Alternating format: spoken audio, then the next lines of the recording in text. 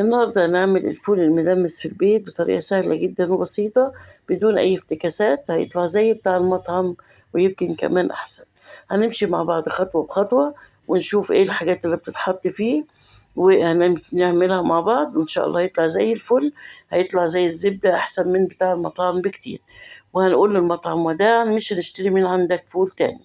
ريحته جميلة جدا، المية بتاعته تقيلة حلوة، يعني هيطلع معاكي زي الزبدة. يلا بقى بينا نبدأ ونشوف هنعمله ازاي مع بعض. بس يا ريت بقى الفيديو لو عجبك ما تنسينيش في الاشتراك. يلا بقى بينا نبدأ ونشوف هنعمله ازاي مع بعض.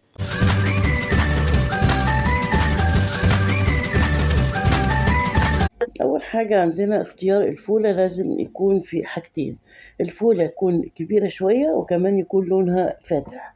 في فول غامق ما انصحكوش انك انتوا تجيبوه. بعد ما هنجيب الفول ونقيه طبعا كويس قوي ونغسله، هننقعه لمدة ليلة. مع نقع الفول بتعصروا عليه ليمونية وبتسيبيه كده لتاني يوم. تاني يوم بقى بيبقى منظره أبيض وبالشكل ده كده نفش شوية، ده كده تمام. بنصفيه من المية. بعد كده بنستخدم 3 حاجات. بنجيب كده جزراية كبيرة، طماطماية، كمان 3 معالق من العدس الأصفر. دول ال3 حاجات، مفيش حاجة أزيد من كده ولا افتكاسات أكتر من كده ولا أي حاجة. بعد ما بننشر الجزراية بالشكل ده كده بالمبشرة على الناحية اللي هي يفضل الخشنة. طيب مفيش مبشرة، مفيش مشكلة، هنجيب مع شوكة أو هنجيب سكينة ونعمل بيها الجزراية كده بتدينا نفس النتيجة. بعد كده بقى بنجيب الفوالة اللي احنا هندمس فيها الفول.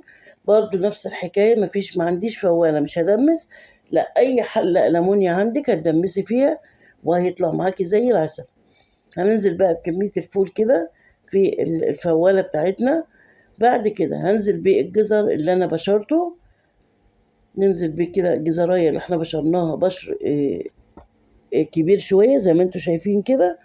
وبعد كده ال3 معالق العدس الأصفر بكون غسلاهم كويس قوي، ونقعهم لمدة 5 دقايق مش أكتر. بصفيهم من المية. هنزل بيهم بقى برضو تاني على الجزر. يعني كده حطينا الجزر وهننزل بقى بالعدس. في برضو حاجة ملحوظة، لازم نحط مية تكون مغلية على الفول. ما ينفعش نجيب مية من الحنفية ونحطها. زي ما انتوا شايفين كده انا غالية مية وهنزل بيها على الفول. وبعد كده هحط الطماطمايه واغطي الفوالة ونحطهم على نار هادية. تمام، يعني حطينا الجزر، حطينا الطماطم والعدس. بعد كده المية تكون مغلية، وهنغطي الفوالة بتاعتنا ونحطها على نار هادية خالص. نسيبه بقى ياخد ساعتين 3 براحته خالص. كده أنا تمام، يعني استوى، ناقص ممكن يكون عليه ربع ساعة. في خطوة بقى بنعملها علشان بتطلع لنا المية بتاعته تكون زي بتاعة المطعم بالظبط. هجيب معلقة كبيرة من النشا وأنزل عليهم بمعلقتين من الصلصة ونص ليمونة، وأعصر نص ليمونة على الصلصة والنشا، واخلط جامد ال3 مكونات مع بعض. وبعد ما اخلطهم هنزل بقى على الفول.